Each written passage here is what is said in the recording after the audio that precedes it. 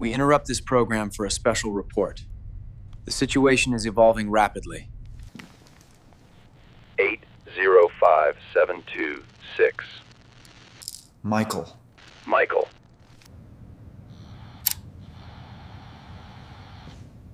You are not alone. Ellie Mercer.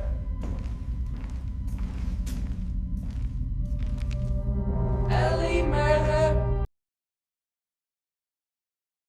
The radio said my name while I was still turning the knob, and I dropped the screwdriver against the workbench. Ellie Mercer, the voice recited with an even cadence. Then a string of numbers I read on the recorder like a set of directions. Suspicion hit before I processed the sound. I had listened to dozens of shortwave idents, but nothing had ever addressed me directly. Within 5 seconds the device repeated the sequence exactly the same way a second time. I snapped my head to the tuner. The room smelled of stale coffee and solder. The green pilot light in the receiver blurred a narrow pool across the desk. My immediate problem was simple and loud. The station knew my name and gave precise coordinates, and that problem dictated how I moved for the rest of the night. I did not sit and think. I grabbed my logbook with the right hand and set the recorder to loop with the left.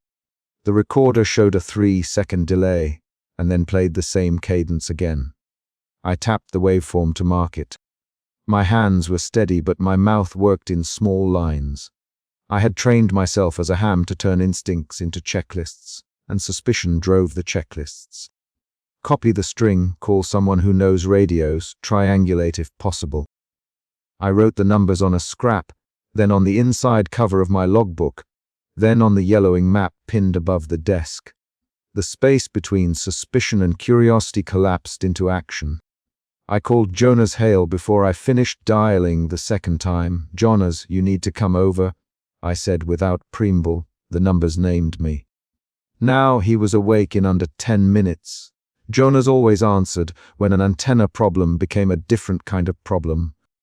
He unlocked my door with the spare key I kept for him, and stepped into the apartment with the careful rush of someone who enters other people as messes on purpose.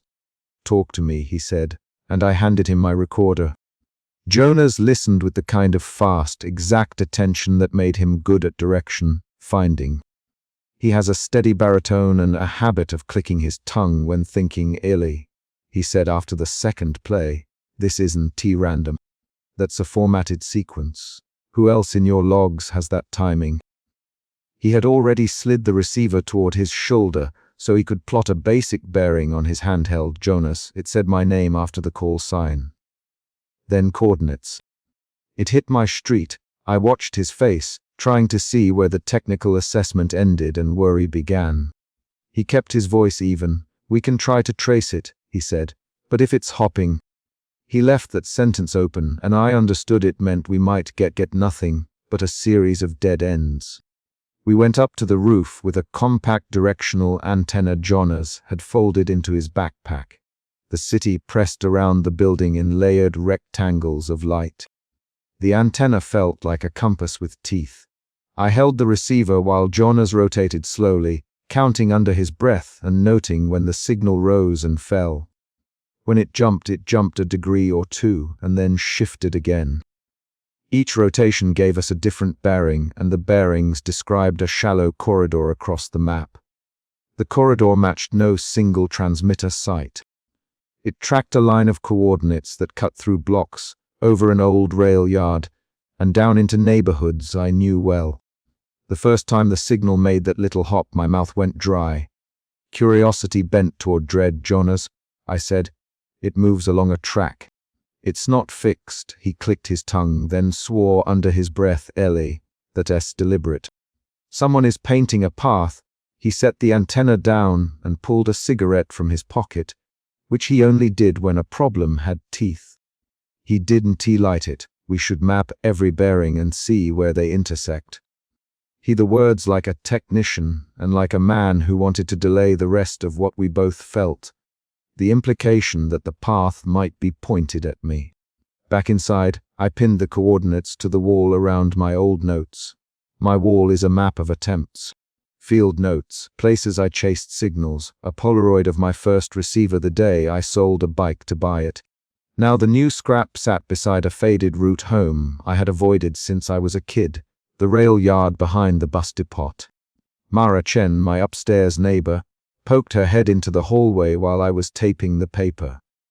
Mara is the kind of neighbor who keeps other people's business in order.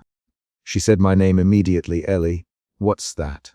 She took a step into the doorway and crossed her arms. Did you call someone? Are you in trouble?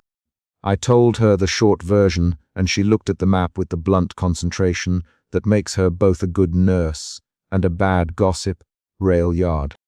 That place is trashed, she said. Why would someone leave a number for you to find? Her tone sharpened when I showed her the scrap. Ellie, this isn't a joke. Jonas folded his arms like a man bracing for a fight. It's not a joke. He said, we think it's a number, station format. They name someone, then something happens. Ivy pulled old nets that used similar syntax. Jonas then said the word I had not allowed myself. Deadline. We spent the next hour checking archives. Jonas stayed after I booted the laptop, pulling up forums and old MP3s. He knows where to look for the weird stuff. Old recordings uploaded and reposted, metadata stripped, timestamps baked into spectrograms. He found a redacted missing person report with a timestamp that matched a past broadcast. The report was thin on official detail. Officer Ruiz's name appeared in one line of the file, and then a block of redaction. Officer Ruiz filed this, I said. My voice dropped when I read the date. The missing person went out to the tracks. They thought he left town. Jonas tapped a sequence into a terminal and then replayed an old file that someone had recorded 2 years earlier. The cadence matched ours.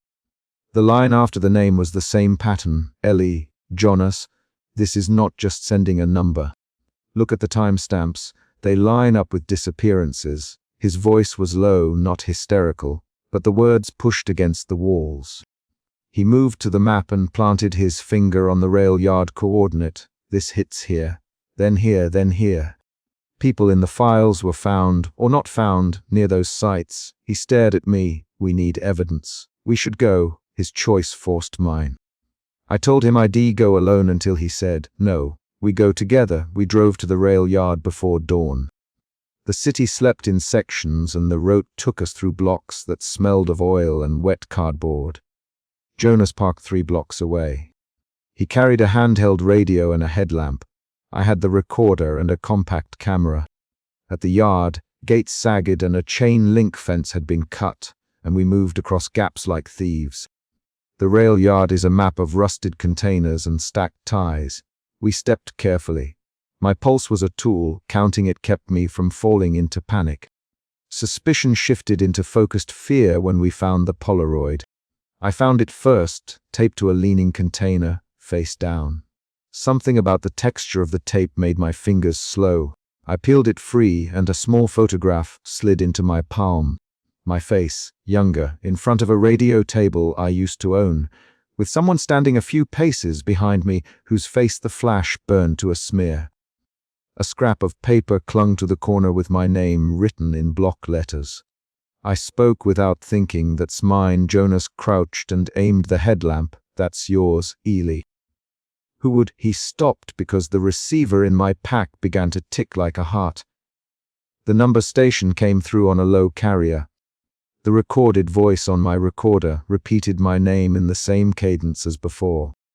I raised the recorder and hit record. Ellie Mercer, the station said, then a series of numbers. I felt my knees fold a fraction. I told Jonas the coordinates, and he relayed bearings on the radio as if there was someone back at the car listening. The light through the chain link cast a geometric cage across our shoulders. The voice called my name again. You have to get it on file. Jonas quickly, get it on record. We need timestamps, location tags, everything. He was issuing instructions like a captain and like a friend who wanted me alive. We heard a scrape across gravel. Jonas swore and swept the beam. A dark shape moved behind a rusted container. It was the size of a person. I raised the camera with an automatic motion and pressed the shutter. The flash caught a hand as it retreated. The hand had tape on the fingers and a small square of paper folded in its palm. The paper was white against calloused skin. A boot thudded on a tie. The voice on the recorder cycled through the coordinate we had just found, then paused, then said my name. A person stepped out, half in shadow. I saw the collar of a jacket and a face turned away. Jonas hissed my name into the radio. Ellie, move. Now, we ran for the fence, then cut across the yard toward the alley where the car waited. Someone shouted once, a hollow sound, and we sprinted through the gap we had come in. Behind us, something banged against metal and a chain rattled. I did not look back. We got to the car panting. My hand shook enough that I fumbled the keys. We drove away on a flat tire if you count how numb my feet felt. Back in the apartment, we replayed the footage. The camera had captured a close-up of a paper in a blurred hand. Jonas slowed it down. The numbers resolved into a new coordinate and, beneath it, a line that read like a timestamp. I read it and felt the room tilt. This is a schedule, Jonas. They renaming, then they replacing a time. See that? I did. The Polaroid's final frame, blown out and grainy, showed an additional figure that had been visible in the yard. Someone standing farther back holding a piece of paper.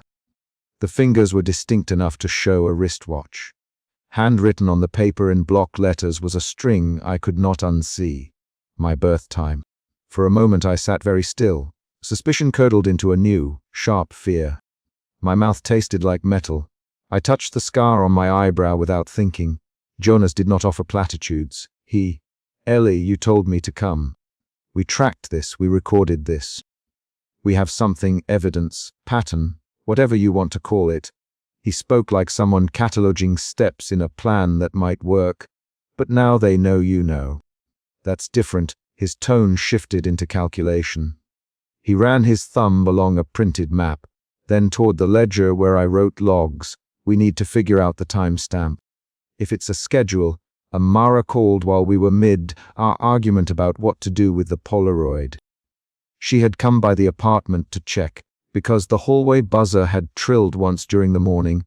Eli, Jonas, I heard you leave, she said. Are you both okay? I felt the edges of my sentences seize. Jonas took the phone and spoke quickly. Mara, listen. Don't tell anyone. Keep out of it. If you see anyone suspicious, call me. Do not go near the rail yard. He named the yard and said it with a list of things to avoid. Jonas! I hissed. He it because Mara was close to the truth, and he wanted to protect her by omission. We passed the spectrogram again. The embedded sub-sequence Jonas had found in the rail yard audio resolved to a second coordinate and a timestamp in 48 hours. The calculation left little room for hope. We argued for 10 minutes with clipped, sharp sentences, 3 to 4 exchanges where voices rose and then lowered again. We stake it out. Jonas, no. We go public. I said no. He shot back. You heard me, Ailey. No public. Not yet, he named reasons. Police indifference, the way redactions hide things, how publicizing might make us targets. I turned the Polaroid over and read the scribbled numbers with my thumb. I tried to sleep and failed. The recorder sat on the nightstand and hissed in the dark. My hands moved under the blanket and wrote lists. Who to trust, what to hide, what to record. My suspicion became a map again. I felt small and stubborn. I rehearsed every step of the yard visit and kept returning to the moment the figure stepped out. The figure's fingers had been careful with the paper, and that blurred face in the Polaroid had been deliberate. That suggested planning, not random cruelty. I told myself planning meant someone could be traced. That was the small comfort I clung to. At dawn we met with an online contact Jonas, trusted from an old forum. Raymond supplied us with a set of archived captures and a name that had been scrubbed from public threads. They call it a numbers net. He said over a voice call layered with static, people vanish after it. Not always the named person, sometimes someone connected. He read a sequence from a file and then blew out a breath. Ellie, your coordinate appears in files from 5 years ago. It's a pattern, not an accident. I felt a new emotional shift. Curiosity sharpened into resolve. I was not only afraid, I wanted to know the method. That resolve pushed me into action again. I began to trace the chain of uploads, who posted what and when. Raymond sent a blurred image that matched the Polaroid in composition. Someone close to the camera. Someone standing back. He tried to read a watermark in the corner. He found a server registration that led to a rented mailbox in a strip mall 3 miles from the rail yard. Mara insisted on coming with us when we went to check. "You're not going alone," she said, eyes hard. "Ellie, don't make me argue this." Her voice left no room for compliance. She used to work night shifts at the clinic, and she knows how to hold a flashlight steady. Her presence changed the math of risk. Jonas looked relieved but also more worried. At the strip mall, the mailbox was a PO box with a name we did not recognize. The stall smelled of old paper and disinfectant. There was no obvious link, just a receipt for a prepaid account. Someone had paid in cash 3 days earlier. The clerk remembered a man who never came in more than once. He described a tall figure with a jacket who left a single envelope. The clerk's description matched the jacket we had glimpsed at the rail yard. For the first time, an outsider connected directly to a physical trace. It felt like a small victory and a small trap together. We returned to the apartment with an envelope empty of answers. The recorder had one more playback left that we had not scaled. A subsonic click at the end of the sequence. Jonas ran it through a filter and pulled a pattern out of the noise. He isolated a waveform and transcribed numbers that resolved into degrees and minutes. It was another coordinate. The Polaroid's extra figure held the paper with my birth time and a timestamp that matched the degrees Jonas had just read. The sequence made a new thing clear. This was not random selection. It was a protocol. Someone paced out moments in life according to a map. We gathered evidence into a folder. Jonas labeled each file in a tidy block of handwriting. Mara paced while she waited, tapping her foot, and asked questions in short bursts. "Ellie, what do you want to do? Tell me, what is the plan?" Jonas and I argued in 3 quick exchanges about exposure, escalation, and safety. I said we should try to trace equipment and stay off public channels.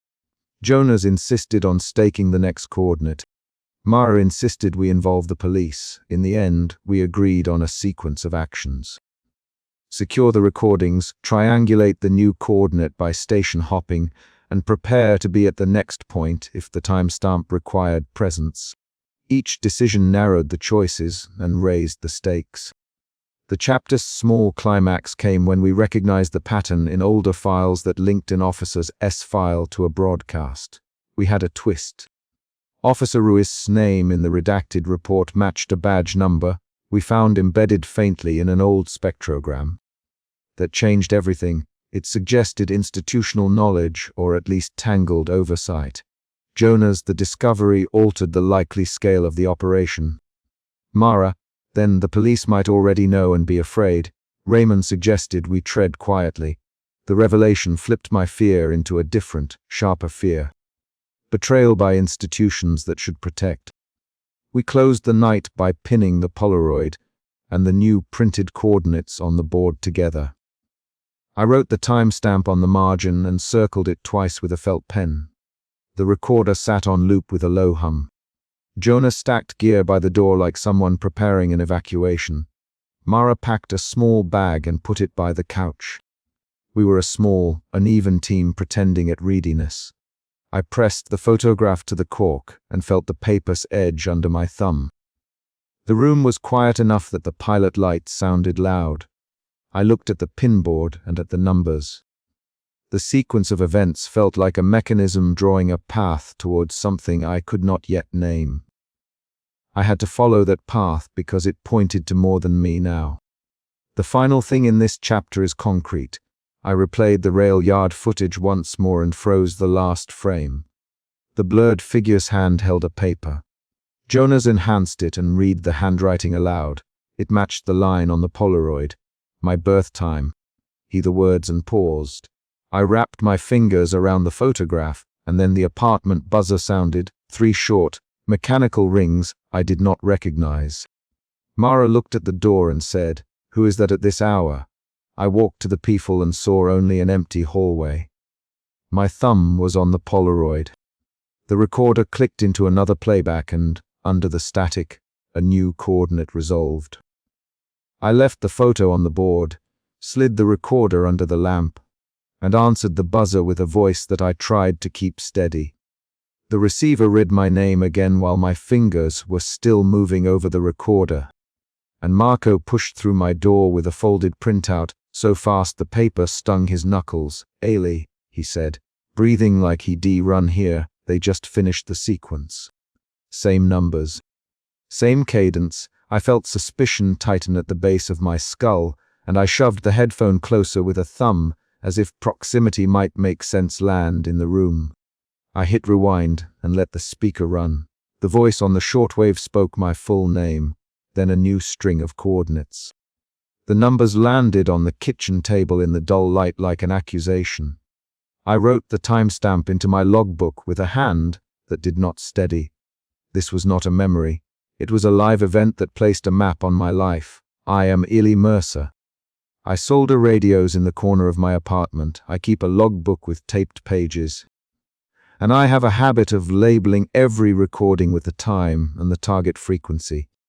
I learned to trust timestamps the way other people trust birthdays. Tonight the timestamps meant danger.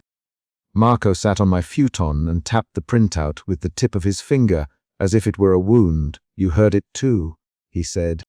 I pulled a clean feed from an online syndicate, and it's the exact sequence.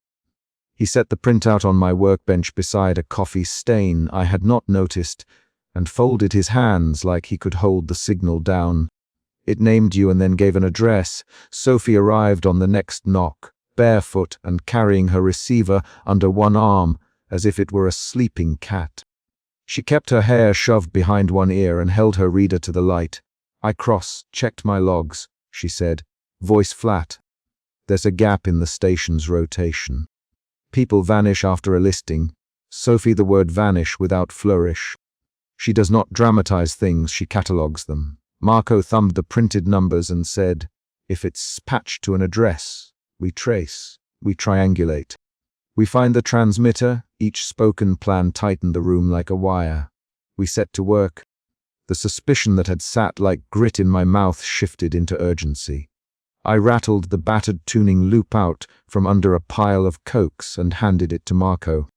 Sophie unrolled a paper map on the floor and circled the block with a pen that left a black smear. We did not argue about whether to act.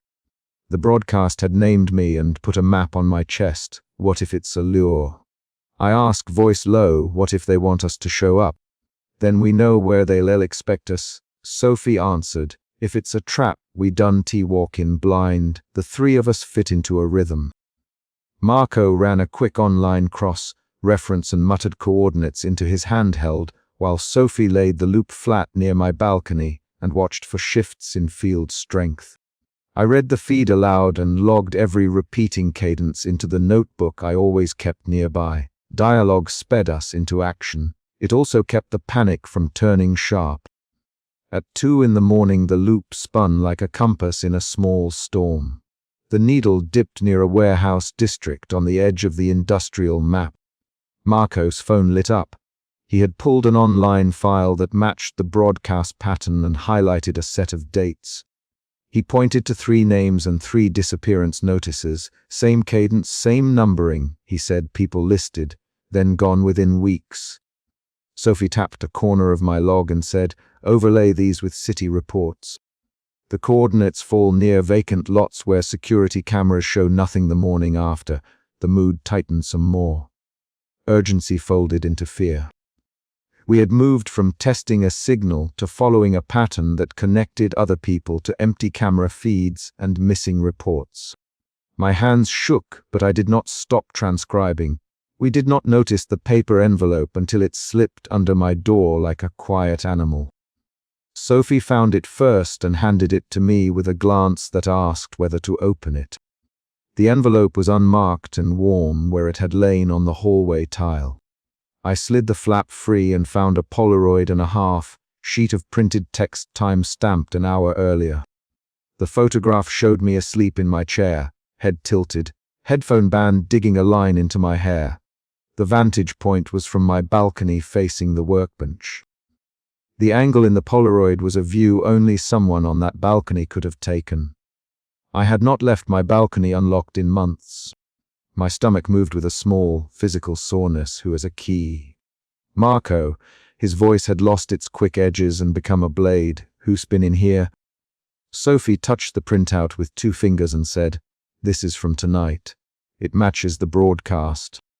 Whoever swatching is closer than we thought." The suspicion that had guided our actions until now narrowed into the conviction that someone had been inside my apartment. The shift was a clean, sharp change, speculation to direct violation. I checked the windows and the balcony latch while Sophie watched the doorway, and Marco scanned the hallway with his phone light. We drove to the coordinate that the station had announced earlier. I did not want to go alone. Marco insisted. Sophie nothing at first and then said she would come because she'd rather have a recorder running. The lot was an abandoned stretch behind a low-rise warehouse, a patch of gravel and scrub that smelled of spilled oil and old plastic. We approached with headlights off and the loop in my lap like a talisman. The city behind us bled sodium amber and the lot ahead was a black nothing with concrete slats and a chain link fence. I felt like I was stepping into a recording, not real life. The sensation made my throat tight.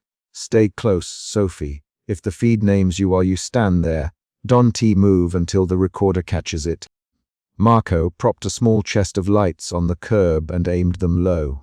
I set a spare recorder on a flat rock so it would capture any live audio. The lot smelled of cut grass and the sharp, metallic tang that comes from empty lots where rain pools on rust. The wooden stake at the center of the lot was small and fresh. It stuck out of the gravel like a pointed accusation. A crudely printed name tag pinned to it matched the station's typography. Block letters, no flourish. The name on the tag matched the pattern we'd been hearing, but the tag itself carried a small strip of printed code that echoed the cadence of the broadcast. "This is not a prank, Marco." He sounded older, like whatever humor he'd worn as a shield had been scraped off. "This is a marker." Sophie crouched and photographed the stake with precise, clinical movements. "We will capture whatever comes next," she said. "We have a live feed, hedged coverage, and a phone feed. If they want us, they'll have to announce it." We laughed once, a short burst that cracked like a brittle thing. The laughter was immediate, helpful, and then gone. The recorder clicked on, and the shortwave hissed a steady, indifferent white. The voice came through the speaker, and everything synchronized to its cadence. Ellie Mercer, the station intoned, perfectly even. Then numbers that traced the coordinate of the very stake we had been circling. The lights on the curb stuttered and dropped out like someone cut power to the street. A low pressure moved through the lot and something shifted in the dark where the fence held the city's hum. From the dark a movement closed. I could not tell whether it walked on 2 legs or slid. Marco reached for me and his hand snagged the cuff of my flannel and then pulled. "Ellie, move." He did not finish the sentence. The sound that took him was not human. It was wet and mechanical and something like a mouth closing on a fist. Sophie shouted a single word. "Marco!" Her shout had nothing theatrical in it. It was a practical sound for a practical need. She lunged for the light chest and toppled it. The bright puddle spilled across the gravel and showed nothing but a smear and a single thread of muddy shoe prints leading away. I ran. I ran across the lot with the recorder still humming in the dust and felt the gravel bite my soles. The sound of something following clumped behind me and then ceased.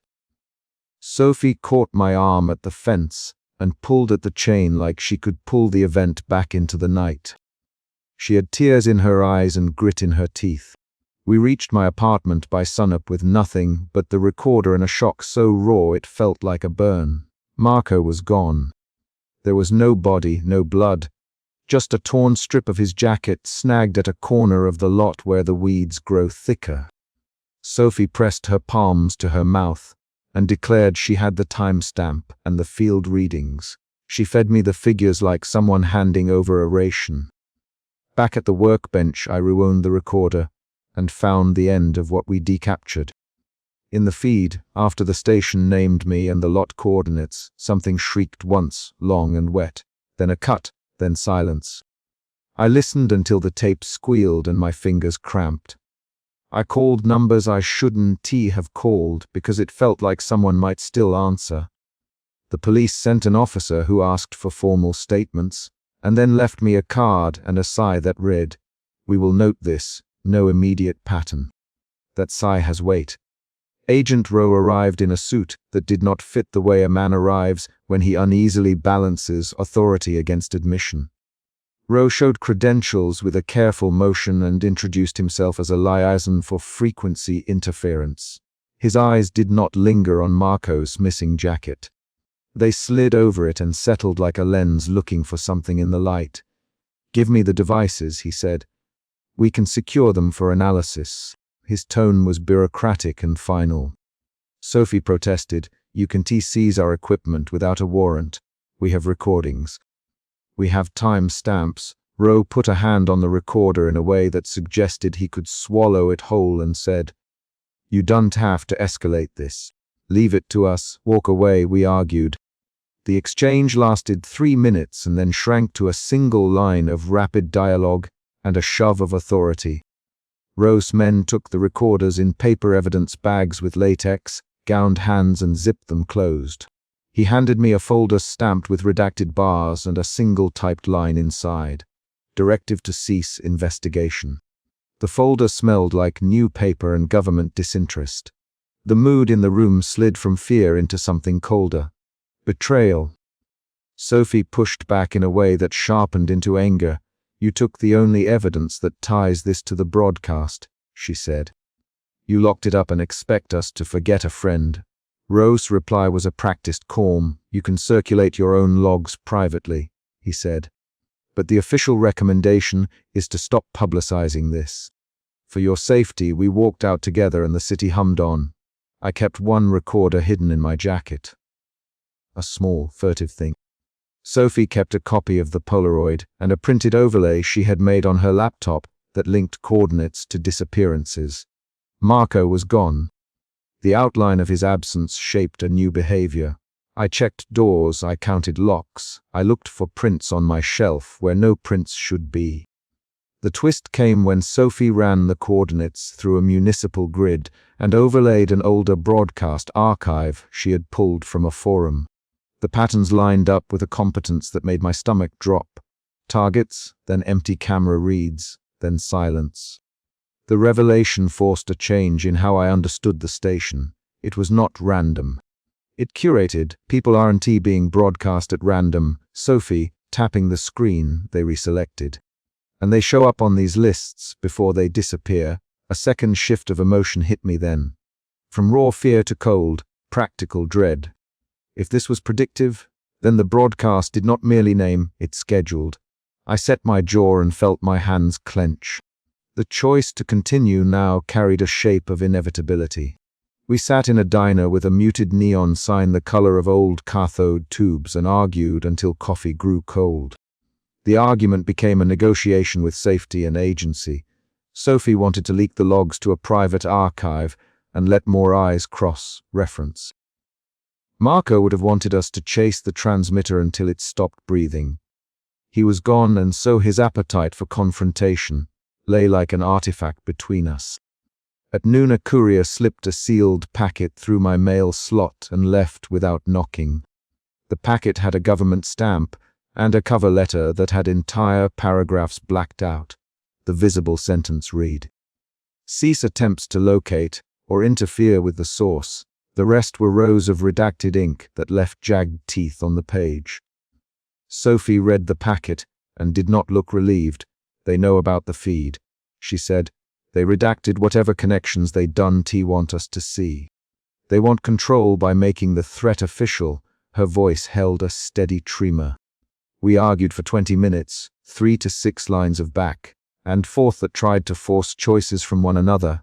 We done run, I said. We done to stop logging. Marco is gone because we let him go alone last time. We want leave him. You can keep doing that, Sophie replied. You not a one-man search party. You putting people in danger, the exchange tightened. The argument ended when I nearly shoved the packet back into Ro's face at the evidence building. I slammed my palm on the table, and the plates jumped. For a breath the whole diner quieted. I felt the old certainty in my chest break into small, practical motion. Check feeds, lock doors, keep a recorder in your pocket. Later that night I listened to the feed again. The station named a city councilman from a feed archive, followed by a string of numbers. 2 days later his car was found abandoned on a back road, no signs of struggle, no trace. The pattern persisted. The more I watched, the more the station looked less like a broadcaster and more like a clerk of final appointments. I tried to rationalize. Maybe it was a group, maybe a cult. Maybe it was a government experiment gone sideways. Each hypothesis had concrete costs and required specific actions. I moved through those choices the way I move through soldering. Small careful motions, checking connections, not assuming insulation where it did not exist. That night Sophie stayed and we ran field checks until dawn. We overlaid maps, highlighted lots, and circled the wooden stake with the trembling of people trying to map a beast. We set more recorders. We set tripwire lights. We made plans with a clarity bought by exhaustion. In the skinny hours before sunrise a broadcast cut across the static. The voice read my name and then recited a coordinate that matched the back alley behind my building. My hands went cold. I said nothing. Sophie looked at me and said, "You have to go. You have to see if the marker is real." The moment became a small cliffhanger inside the chapter. Do I go alone or do I lead them? The choice landed hard because our last choice, going out to the lot, had cost Marco his life. The memory of his jacket torn on gravel made me pause. I felt an emotion shift outward again, suspicion to urgency back into fear, then into an edged resolve. I decided to go and I decided to take Sophie. We left a note that read, simply, "Back soon," because leaving nothing felt like abandonment. We took the loop and 2 recorders, and the camera Sophie insisted on carrying. We moved in silence along alleys that smelled of diesel and old rain. At the alley we found a new marker. A slip of laminated paper taped to a dumpster with coordinates, and a narrow arrow pointing under a serviced door. Someone had left a small, clean footprint in the dust, and beside it a child's plastic shoe that had no owner. The place smelled of bleach and old rubber. Before I could reach the service door, a pair of headlights flashed down the alley, and a car rolled to a stop. Agent Rowe stepped out again. He had that same practiced calm. Behind him 2 men in plain clothes watched me and Sophie like men who had been told to expect a drama. "You should not be here, Rowe." He did not raise his voice. His tone remained precise and final. "Give us the materials. We will take this under control. Sophie, you took the recorders before. Where are they?" Rowe looked at her and for a second I think he considered the idea of arguing. "Some things are managed beyond our jurisdiction," he said. "You are in danger, Ellie." Step away, I looked at Sophie. She looked at me. Her jaw moved like an instrument being tuned. "We don't walk away from evidence," she said. "We don't hand over people who are missing." We argued again with 3 to 6 rapid lines that tried to force a decision out of Rowe. He reminded us of legal boundaries and safety and the existence of things bigger than our curiosity. The angle of his shoulders suggested he could be stern and not cruel. We left in a practical silence, and the car crossed the alley like a closing lid. That night I sat with the sealed packet on my table. The redacted lines made no sense, and yet they felt like a map of what the authorities wanted hidden. Sophie and I laid out the last recordings and tried to stitch meaning from whisper and cadence. The pattern was clear enough. The station named, the coordinate appeared, someone left a marker, and then someone disappeared. I put my hand on the recorder and felt the familiar weight of plastic and tape. I thought of Marco and of the Polaroid on my workbench showing me asleep. I thought of the envelope under my door. The suspicion that had started the night returned, but it had been altered by loss into a different animal. It was no longer only suspicion. It was a grim, practical demand to act. Sophie packed her gear and left with a promise to timestamp any anomaly she found. She did not say goodbye long. Her tone read like someone who needed to remain operational. I sat alone under the grainy light and opened the sealed packet again to check I had not missed a line that stayed visible. The visible line in the folder instructed me to stop investigating. The rest was blacked out. I thumbed the edges of the paper and found a single attached slip. A photocopied image of the wooden stake with an annotation in a neat typeface that read, "Cease contact or consequences unknown." The note had no signature, only an institutional stamp. I set the packet on the table and felt the room tilt into a new calculus. The chapter's immediate conflict, the marker at the lot and Marco's disappearance, had reached a partial resolution. We had evidence, and we had been warned. The smaller fight with authority had not been solved. Rather, it had been postponed under a layer of official redaction. I closed my logbook and left the recorder on the workbench with the tape still engaged. I stood, turned the balcony latch 3 times, and checked the chain on the door. The last image of the chapter that I carried with me was concrete and stubborn. A sealed, heavily redacted packet sitting face up on my kitchen table, the typed injunction to stop in black ink, and the smell of new paper pressing against the skin of our plans. That packet was a demand and a promise. I slid a loose page into my pocket, the Polaroid folded between 2 receipts, and I headed to the window. The city looked the same as it had moments before, but the space outside had changed shape. It was not neutral anymore. The final sound of this chapter was the recorder's slow, even hum on the workbench and the soft click of my balcony latch as I set it and walked away to meet whatever came next. I dropped the screwdriver when the voice on the shortwave said, plain and flat, Ellie Mercer, and then a string of numbers I had learned to write without thinking. Suspicion hit first, sharp enough that I pushed my chair back with my heel and listened for a second signal. I had heard my name once before, but this time it came after a long pause and then a new series of coordinates. I left the drill on the bench and reached for the recorder with a thumb that wouldn't stop shaking. Suspicion drove me to replay the clip immediately. I hit play and scrubbed to the timestamp. The voice was clean this time. 2 syllables, my name, then digits in a tempo that did not match any known weather or time broadcast pattern. I wrote the numbers down with the pen I use for logging frequencies. The pen's tip skidded on the paper twice because my hand tightened. I told myself it was a prank. I told myself a lot of things out loud so I could measure which lie felt easiest to keep. Marco knocked before he reached the kitchen and then barged in anyway, breathing hard with a folded printout clutched to his chest. "You have to hear this," he said. And he dropped the paper on my table so fast the corner scraped the salt ring on my coaster. He did not wait for permission. He never waited when something moved fast for him. "What is it?" I said. My voice came out low and dry. The recorder sat between us, red light steady. I pushed the headphones over my ears and handed Marco the other air cup. He listened 3 beats, and then his fingers started finding coordinates on the map he'd stuck to the wall with masking tape. "This one," he said. "This is where it points now." Not the same as before, he tapped the paper hard enough for me to see the tremor in his knuckle. "His name is Marco.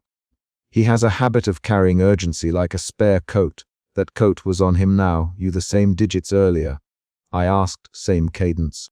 "Same 3, number breaks. Marco, listen. This line matches the recording from last night." The timestamps stack. He pushed a second printout toward the recorder and then shoved his phone into my face with a video clip open. Sanchez decoded the pattern. "He says they move with sunrise cycles. He says it's a hunt. His mouth was dry. He kept licking it between words.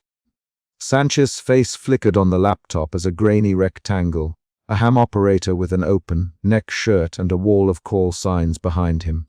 He spoke in clipped radio terms, not in color or moral judgment. The sequence is not static. The coordinates shift on a cycle relative to local time of sunrise. It suggests a moving origin point or a timed broadcast pattern aimed to cue locations as they come into light. That is not normal trafficking of weather data. He tapped his desk, the sound soft but deliberate. Sanchez. Marco in the call. Are you saying it targets people? Sanchez's eyes flicked. It targets locations. You are within those locations when the broadcast names you. That is how a packet of attention becomes a directed marker. It is not romantic, it's method. Adjust course, secure logs. Do not travel alone. I heard a brittle edge in his warning that cut through the static. Suspicion gave way to a new, colder motion inside me. Calculation. The pattern was not random. If Sanchez was right, the coordinates formed a vector that tracked movement of light and place. I thought of the first coordinate from Chapter 1 and how I had driven out with a flashlight and a stubborn need to prove myself right. That night had left a half-burned Polaroid taped in my logbook. I ran my thumb over the photo until the emulsion left a faint smear. We compared timestamps until my head ached. Marco read them aloud, and each time he said the sequence, my stomach tightened. The coordinates from the latest broadcast pointed to a disused ferry dock on the river 3 miles from my building. The dock had rusted cables and a mast no one had climbed in years. The map felt like a page that closed around us. We go there now, or we leak this to someone who can make it disappear. Marco, we don't leak it unless we verify. We don't put it on the feed, I said. I was methodical by habit. The hobby taught me to trust logs, not rumors. If it's a live operator, we can triangulate. Sanchez, the broadcast had movement. We can find bearings from here and the rooftop at Sanchez's coordinates. My fingers found a blank margin, and I drew a quick bearing line. You sound like the radio. Marco then softened. Illy, don't be clever here. If you rewrite, it's not just numbers. Someone, something, knows you. He the last bit like a question forced into a fact. Detective Alvarez showed up at dawn with a stamped envelope and a face that refused to relax. He had a briefcase and the kind of badge that catches light and does not apologize. He did not bother to sit. He leaned against my doorway like a weight. I couldn't move. Mr. Mercer, he said, I need those logs. I need to see everything you recorded in the last 48 hours. I handed him a flash drive instead of the original tapes. I had learned to keep copies. Why? I asked. The question landed in the kitchen like a sound designed to measure distance, because a man was found near the coordinates in a pattern similar to yours 2 months ago. Alvarez. His voice was flat, legal. He was alive when we arrived and then he disappeared. The courthouse has a note. The pattern on your logs matches the sequence we found on his recorder. We are not ruling anything out. We need access. You think I am connected? I asked. I want to know if you are a target or a source. Alvarez replied, either way. Don't go to the dock. Leave. Stay somewhere else for a while. The detective's warning tightened the knot inside me. Fear arrived then. A raw animal press against the back of my throat that made the air taste metallic. My hands clenched the kitchen counter until my knuckles blanched. Fear moved me differently from suspicion. Suspicion bent toward verification. Fear made me consider running.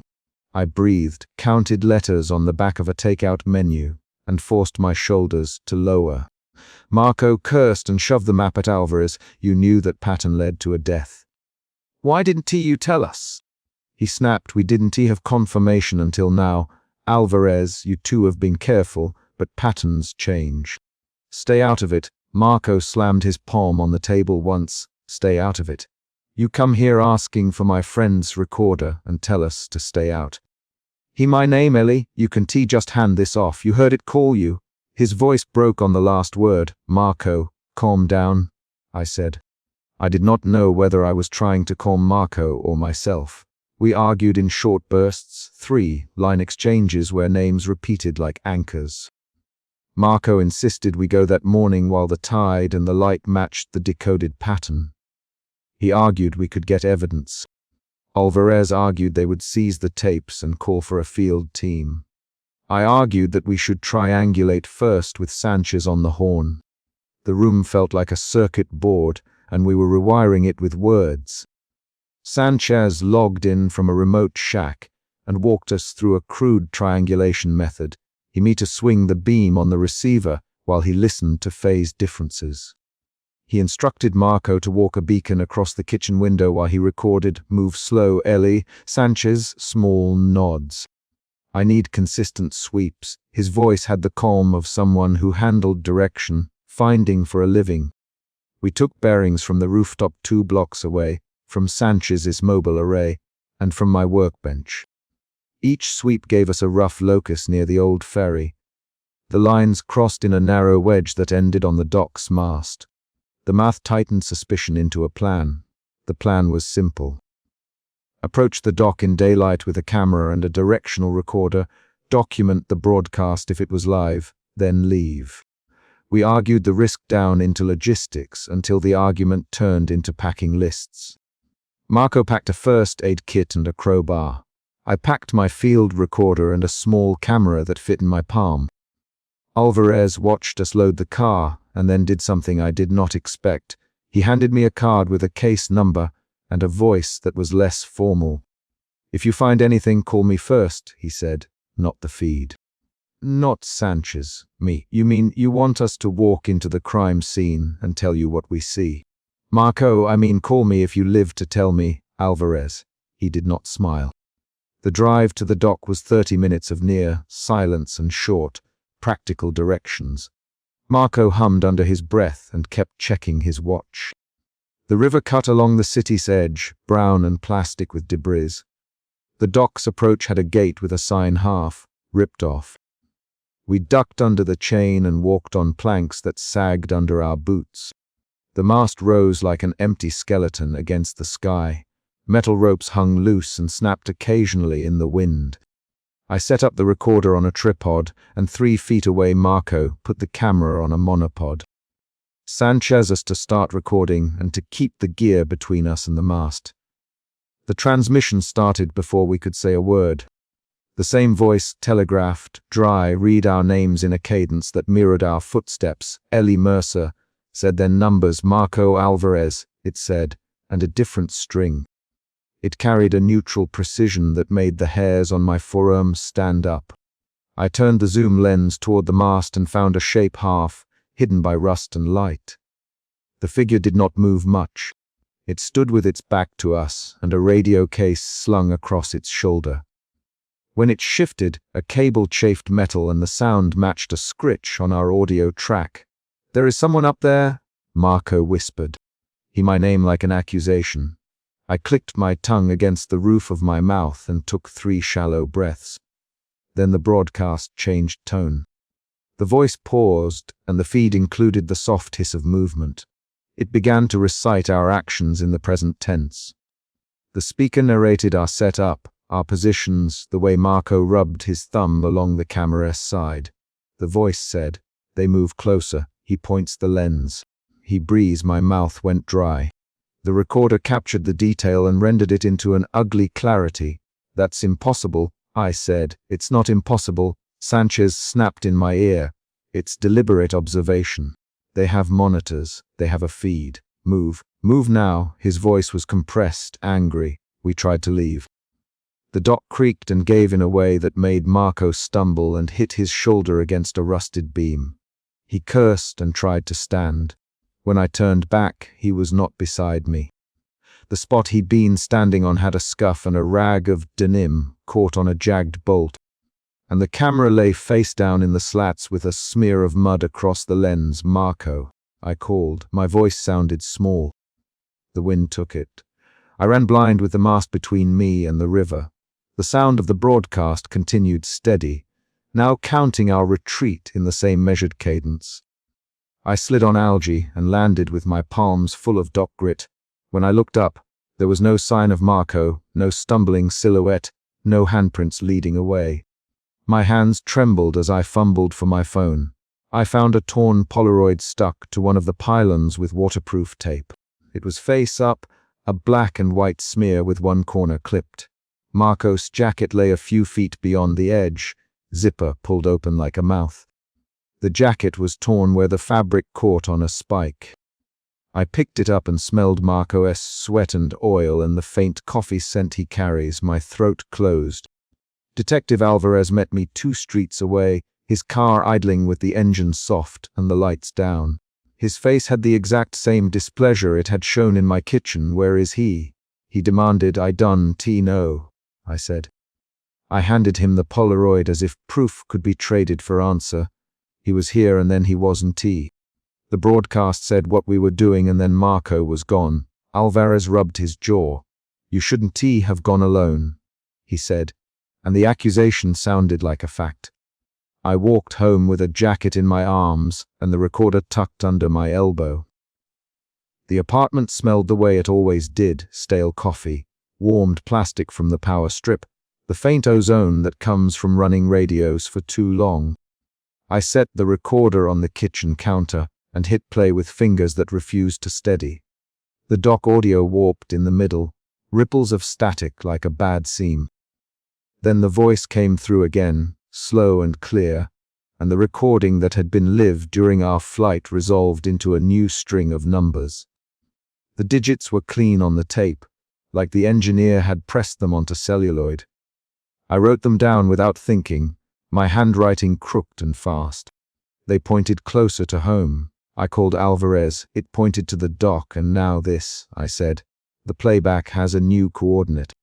It points inward, closer to my building. He took the number and glanced at it in the dark of his car. He exhaled through his nose and said something that did not sound like a police report. "Stay somewhere else tonight." We'll run an extra patrol in the area. Fear turned into something sharper then, a tightening decision. I could move. I could hand the drive to Alvarez and let the city decide what to do next. Or I could log everything, run a search, and try to find the operator that, by some method I could not name, had tracked us. Suspicion and fear met at a small intersection inside me and argued without sound. I made a recording for the archive, because I learned to keep records when nothing else made sense. My hands were still shaking, but my voice held as I spoke into the microphone. I said the time, the coordinates for the dock, and the way the broadcast had narrated us while we stood under the mast.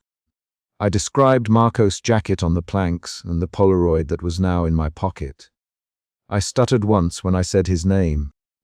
Then I played the dock audio back through the studio monitors. The sound crawled across the room and then collapsed into a high, thin static. In the half-second between clicks, a fresh string of numbers surfaced on the recording, clearer than the rest, and it ended on a sequence I knew too well. The block number of my building. The last hiss of tape stretched, and then the deck wound down into a groove of analog noise. I stared at the waveform like a map that promised to move under my hands. The emotion that rose then was a new thing, brittle resolve edged with helplessness. I snapped the recorder shut, taped the Polaroid into my logbook, and wrote the numbers under today's date in block letters. The final action of the chapter is not a promise or a vow. It is a concrete direction. I stood, walked to the window, pulled the curtain aside, and saw 2 headlights parked across the street, slow and idling. I opened the window and the cold morning air bit my face. I called Alvarez and told him about the headlights. He would check them. I said Marco's name aloud, and then I set the recorder on the sill, turned it on, and let it run while I waited for him to come back on the line. The tape clicked and the light in the kitchen hummed. The recording captured cars, a neighbor's bicycle bell, the city waking. The last sound on the file before static swallowed it was a number read on a voice that sounded like the one from the dock. It was low, deliberate, and then the feed degenerated into the analog fuzz I had learned to recognize as the signal's closing breath. I do not know where Marco is. I know the pattern has moved inward. I know the broadcast named us in the present tense, narrated our equipment, and then tracked our flight. I know that the Polaroid and the jacket are stable objects I can show Alvarez and the archive. I know the recorder filled with a new coordinate that ended on my block. The chapter closes on the recorder's red light and a parked car across the street. I press stop on the log and hold the tape to my chest until the tape's spool thunks softly like a pulse. Emotion root, suspicion. Emotion shifts in this chapter moved from suspicion into fear, then into sharp calculation, and finally into brittle resolve.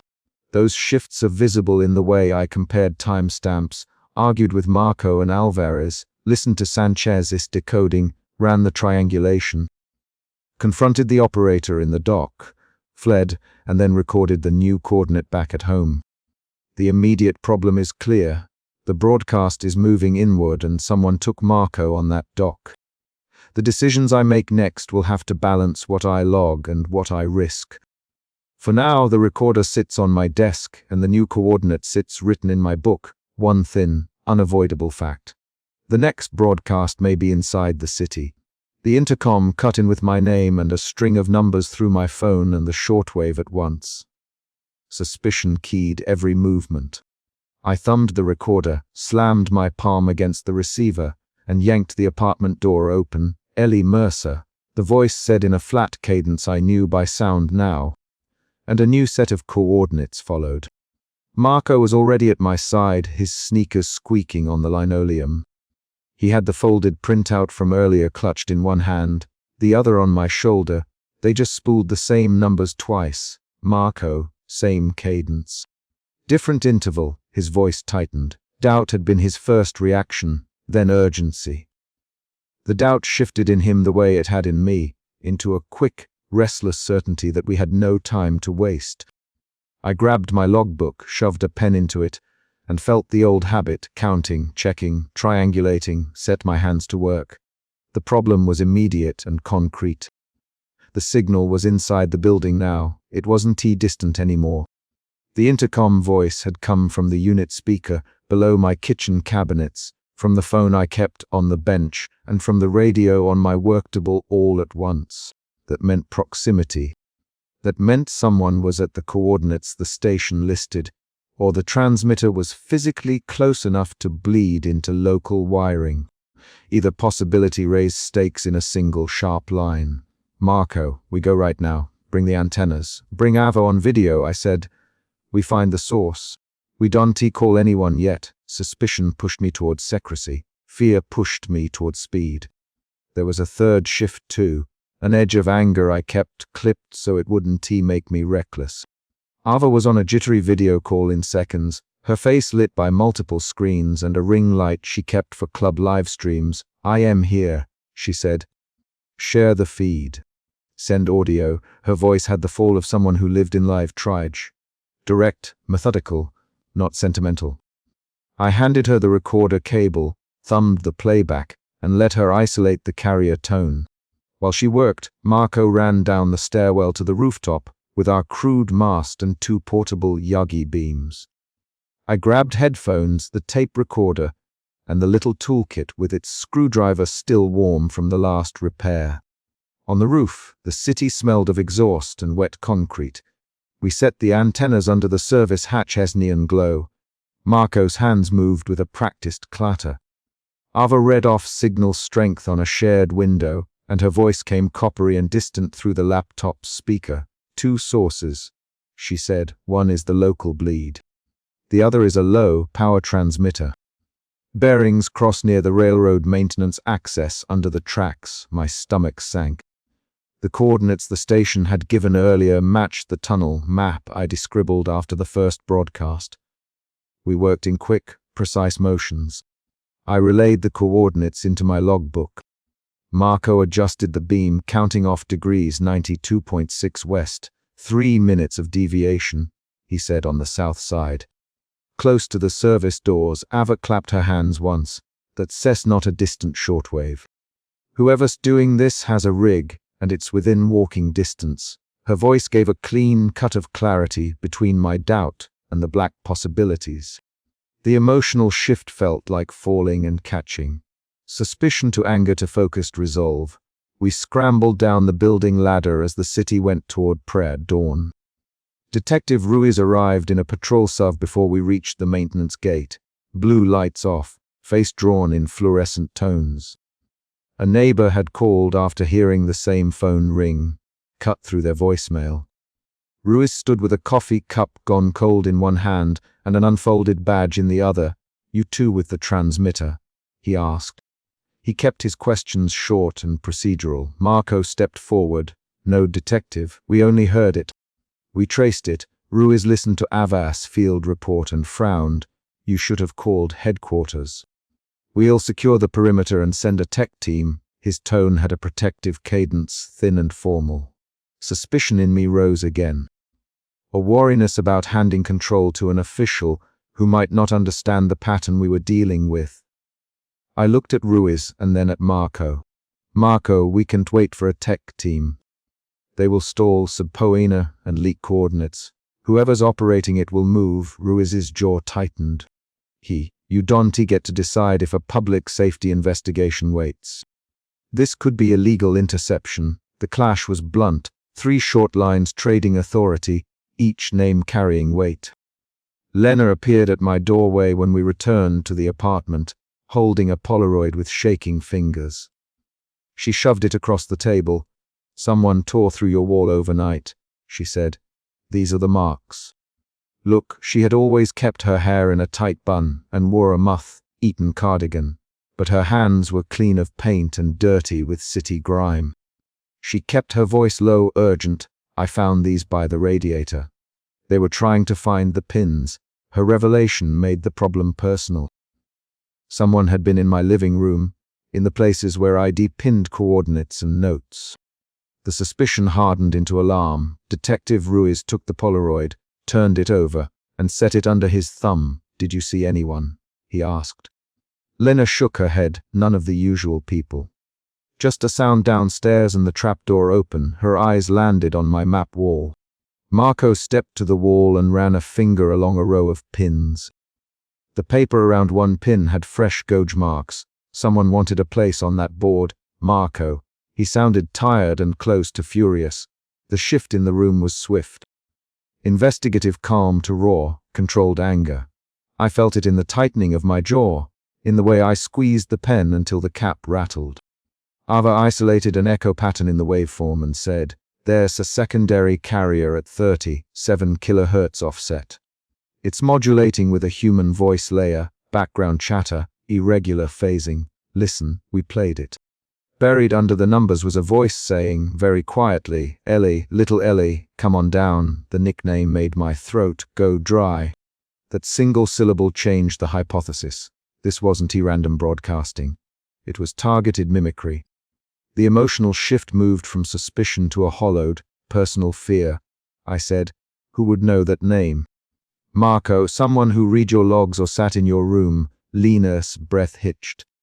Ruiz's face slackened into a look I couldn't place, either comprehension or recognition. We agreed to attempt a live ping. Ava instructed us how to set the Yogi at a narrow sweep, while she watched the signal vector meter. The daylight lessened. A pale wash came through the tunnel air vents as we followed the bearings down to the maintenance access. We opened the service door and smelled damp iron. The tunnel's concrete walls closed in with a rough, utilitarian familiarity. Conduit runs, graffiti tags, oil stains.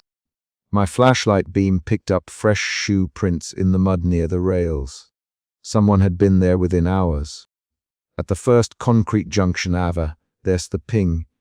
It's coming from the South Crate cluster, behind a stack of shipping pallets. We moved in single file. The crates smelled of diesel and old cardboard. My hands trembled when I pushed the pallet aside. Behind it was a low-powered rig. An array of battery banks, a handheld transmitter, a tangled bundle of cokes. A small improvised antenna pointed up through a grated vent. The rig's faceplate had a tape label with our city sector codes scrawled on it. A field recorder lay open with a spool still warm to the touch. Marco knelt, palmed the device, and hissed, "Someone's been broadcasting live and recording the responses." He looked at me with a question in his eyes: trust, bait, or misdirection. The silhouette moved before we could react. A figure slumped against a crate looked up and pushed themselves to their knees. The shape was human-size but wound in a heavy coat, face mostly shadowed by a knit cap. They reached for the transmitter with a hand that left oil smudges on the case. "Don T," I started. Detective Ruiz shoved forward with his badge out. "Hands where I can see them." Ruiz's voice had the practiced weight of authority. The figure froze. "Who are you?" Marco demanded. The figure dropped the cap. It was Lena. Everything rushed like a door opening and all the air pouring through. Lena's bun had come loose. Her cardigan was scratched and damp. She didn't meet our eyes. She laughed once, a thin sound that was not humor. "I tried to stop them," she said. "I thought I could get the transmitter before they calibrated it to people in the neighborhood." Her hands were cut. She gestured to the rig. "It wasn't set to kill you. It marks where they want people to be." I didn't think they'd make it personal like this. My anger hit first, at the invasion, at the betrayal, at the fact she rifled my wall. Then a strange, cold clarity. This wasn't solely a broadcast. It was a map of intention. Ruiz stepped forward and took the transmitter's controls from Lena's shaking hands. "Why your prints?" he asked. Lena flinched. "I followed coordinates," she said. "I thought I was helping. I thought they were leaving breadcrumbs for someone like me." Her voice broke, and the room tilted into a discovery that changed the earlier picture. Lena had been trying to replicate the transmissions to find the origin and, in doing so, may have altered the signal pattern. The twist recalibrated our blame and our plan. We had to decide what to do quickly. The transmitter engaged with a soft electrical hum. Marco moved to cut power. I lunged for the battery banks. The rig flashed a warning and an arc jumped from a loose terminal. Marco slammed into a crate when the electricity spat. A bright snap of light knocked him off his feet. He gasped, winded, hitting the concrete with a sick, thudding sound. Ruiz grabbed Marco and pulled him behind a crate.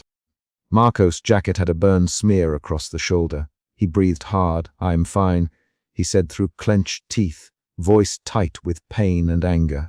His reaction shifted again, fear to injured resolve. I had a choice. Pursue the silhouette who might still be operating adjacent equipment, or stay and help Marco. The transmitter's carrier flickered. The operational decision had to be shared. I looked at Ruiz and Lena. "Lock it down, Ruiz." He took command with a stark, efficient voice. "We secure scene. You two stay with him." He pointed at Marco and then at me. The arrangement put responsibility back on Ruiz. My instinct wanted to chase. My habit of counting risks told me to stabilize. I helped Marco to his feet and checked his side for deeper burns. He hunched, wincing, and said, "Go. I'll be okay." The emotion shifted again, loose panic into a quiet resolve. Marco forced a smile, the kind people used to hide pain. Ruiz and I moved toward the far corner where a second crate sat open. Behind it was a narrow access into a crawl space under the tracks. Wires led into that crawl space and terminated at a small radio mic hidden under a rubber mat. Through the mic I could hear the faint, mechanical cadence of numbers being read out through a tiny speaker. The voice had no warmth. It had the monotone calm of a station reading a list. The twist hit. The station wasn't being run by a single operator in the tunnel. The rig here was a node. Whoever orchestrated this had set up relays, and someone upstream could switch targets by feeding the nodes new names and coordinates. Above us, the rails thrummed as a freight train passed. The sound swallowed the faint carrier for a moment. When silence returned, the voice on the mic said, Ellie Mercer 94212, West. Then numbers that matched nothing of our mapping, but had a cadence I recognized from the earlier broadcasts. The phonation had been switched to mimic my childhood nickname again. Ava's note came through my earpiece. There's a splice. They used your own log tapes as a seed. Someone did pattern, matching and grafted a voice clip into the stream. The comprehension settled like cold concrete. The station had been fed by recordings of me. Someone had taken my logs and made the broadcast speak as if it knew me. I looked at Lena. Up close, her face was hollowed by long hours and a thread of purpose that had gone wrong. Who you to follow the pins? I asked. She answered in a single breath. You did, when you posted on the local amateur group months ago. You left coordinates for dead zones you thought were interesting spots. I thought those were the places they met. I thought I could trap them. The twist altered our understanding of an earlier chapter. My old posts, the ones where I listed coordinates as part of hobbyist mapping, were being repurposed by someone else. My carelessness had given someone a dataset they could weaponize. Ruiz radioed for a tech team. We have a low power transmitter and evidence of tampering, he said. His voice was clipped. Marco's breathing in the next room was ragged but steady. Ava sent a live feed to a remote friend who advised us to document everything. I recorded with my own device, slow and precise, because recording was something I could trust when anything else felt unreliable. I recorded Lena's confession, the Riggs S serials, the arc scar on Marco's jacket. I recorded the name used by the station when it said my nickname and the coordinates it gave. The act of recording shifted my fear into a practical anger. I moved with a professional detachment, checking the boxes, because that was how I kept control. Detective Ruiz radio crackled, then went quiet. He took a breath and looked at me. You need to stop posting coordinates and your logs in public, he said. If you want to continue with the mail, order hobby. Move it offline, anonymize everything, and never ever publish that kind of mapping again. His tone was not only procedural but personal. He added quietly, and get Marco to a hospital for his shoulder. The instruction felt like closure and a small moral consequence. We had to own the part we played. At the station, the tech team arrived with a van and equipment. They bagged the rig, took photographs, and ran quick forensic checks. The lead tech repeated Ava's analysis. The signal showed live patchwork and a local node. The tech also found a second recording tucked into a padded envelope near the crates. A looped file of my own voice reading coordinates from old logs, time-stamps stripped. Someone had been compiling my recordings to make the station speak my name in context. The revelation tightened a knot in my chest. My hobby had been used to create a personal breadcrumb trail toward me. Marco went to the hospital. Lena stayed at the station for questioning. Ava sent me a private message with a file labeled Splice Notes and 3 annotated spectrograms. Someone's been scraping your open logs and building a corpus. She wrote. They're resynthesizing the signal from samples. Whoever is operating this knows how you sound and where you go. They know who you let in. The sentence landed like a physical blow. The emotional shift nudged me from panic to a cold calculation. We had to clean up the raw material someone used to build the voice. Back in my apartment, I stripped metadata from every file I had. Timestamps, GPS logs, EXIF tags on photos.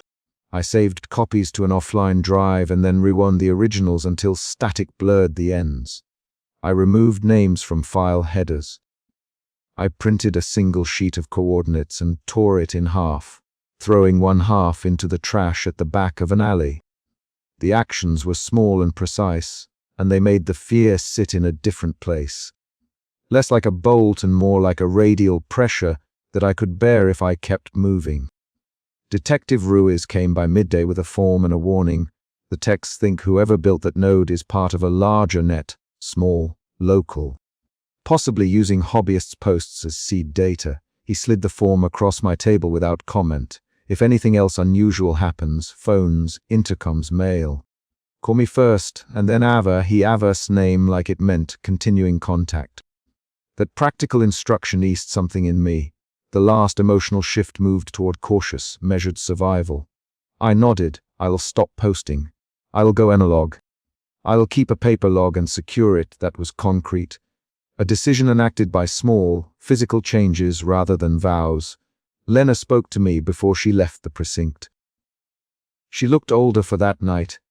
I thought I could bait them into breaking their chain, she said. I thought I could find whoever was tuning people. Her voice trembled. I am sorry I touched your wall. The apology had weight 'cause it named a concrete act. I said, you helped us find the node, which was true, and also true that she had put her hands where they could burn her. We both made mistakes. The line was short, and it contained the messy human truth rather than a tidy moral. I cleaned the bench and covered the radio with a cloth. I packed the recorder into a padded crate and stripped the tags from its serial plate. I wrote a single, blunt note and slipped it under the loose floorboard beneath my desk. Where they find this, do not answer the call. Then I hammered the board back in place with 3 hits, hard enough that the hammer echoed in the little room. That was the final, concrete act. Burying something physical to remove its availability to someone else. It was not theatrical, it was work. Marco called from the hospital the next evening. They say I'll be fine, he said. He sounded worn but wry. You put a dent in my shoulder, Ellie. His humor was an anchor. I told him to come by when they released him. Don't go digging through old posts tonight, okay? He knew my habits. I agreed because the agreement was a protection for both of us. The shift here was tenderness disguised as banality. Ava sent a final package of cleaned spectrograms and a message. We can prove who started it, but we can limit the vocabulary they pull from. Cut your open logs and anonymize your posts. Remove anything that ties your name to coordinates. She included a short script for automated metadata stripping and asked me to run it offline. The actions were technical and small. They translated fear into manageable procedure. I followed the script and watched the files change. Each removed tag felt like a small stitch in a wound. At dawn, I taped my last recording to a blank microcassette. I spoke into the recorder in even sentences. The coordinates to a decoy location, a string of numbers that meant nothing to anyone unprepared, and then 3 words I chose to mean done. I labeled the cassette in block letters and slid it under the crate with the defaced receiver. I wrote one more scrap. In case of broadcast, do not respond. Then I sealed the crate and carried it up 2 flights into the attic crawl. I found the place where the roof joists had a loose board and pushed the box into the gap, shoved insulation around it, and hammered the board back in until it fit snug. I left a coded note in my logbook rather than posting online, a line only Marco and Ava would read as a safe word. Then I unplugged the shortwave and wrapped the power cable in foil before taping it inside the bench. I stripped the last GPS tags from a city map and burned the scraps in my kitchen sink, watching curl and ash fall into the basin. The acts were repetitive and small, and they left little room for romantic closure. My hands smelled of smoke, and the house felt full of recorded files and removed metadata. At noon, Detective Ruiz returned a call. We've got canvas responses, he said. No arrests yet, but a pattern. Someone's been using a rotation of old hams call signs and dead drop points. We'll keep the watch. His voice was the same steady, official anchor it had been since the tunnel. He added, you did right to isolate and to call us when you did. This could have gone much worse. I said nothing about the thin protection he offered earlier.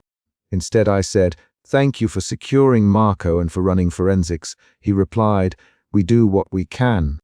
Keep the logs offline for now. The call ended with small, concrete agreements. That night I sat at the bench with a mug of coffee gone cold and replayed the night's recordings once. The voice that had said my name now came from a box behind a board in the attic, where no one could reach it without tools. Lena had confessed to following pins. Ava had given me tools. Marco had taken a burn to his shoulder. Ruiz had put a band of official attention on the case. The threads had been pulled taut and then woven into an ending. Not a neat unspooling, but an active containment. The emotional arc finished on a tempered, quiet resolve. I felt a fatigue that was not surrender. It was a muscle that knew movement, and would move again if it had to. Before I turned off the lamp, I wrote one last line in my logbook next to the record of coordinates we had destroyed. If you hear numbers, do not answer. I closed the book, slid it into the bottom drawer, locked it, and dropped the key into a jar of coins with a clink. Then I walked to the window and looked at the tracks. A freight car rolled past, slow and heavy, spilling a metallic smell into the night. The city hummed with ordinary noise. Traffic, a siren, someone arguing 2 blocks away. Ordinary noises that, for now, were enough. I did not pretend the danger was over. The techs had said we couldn't find the upstream operators yet. The pattern suggested multiple nodes and deliberate seeding from public posts. But the immediate threat, the node under the tracks, the live transmitter that had called my name, had been removed. Marco would recover. Lena would face consequences for her trespass, but had also provided evidence we needed. Ava would keep watching spectrograms. Ruiz would keep us on file. Those were concrete outcomes tied to actions taken that morning. I had acted, and others had acted. We had cut a strand from the net and boxed it. At dawn I locked my apartment door and left the shortwave covered and mute. I did not pack it away as an act of surrender. I boxed it as containment. The crate in the attic would remain there until someone competent and cleared could dismantle it fully. Before I left, I taped the last cassette into the recorder one final time and hit stop. The tape sat in the machine like a silent witness. I closed the case, turned the key in my front lock, and walked down the stairs into an ordinary morning. Outside, the city kept its routines. Marco would text me later with a joke about hospital food. Ava would post a spectral analysis under an anonymous handle for other ham friends to compare. Lena's case would go through a system that made mistakes and sometimes did the right thing.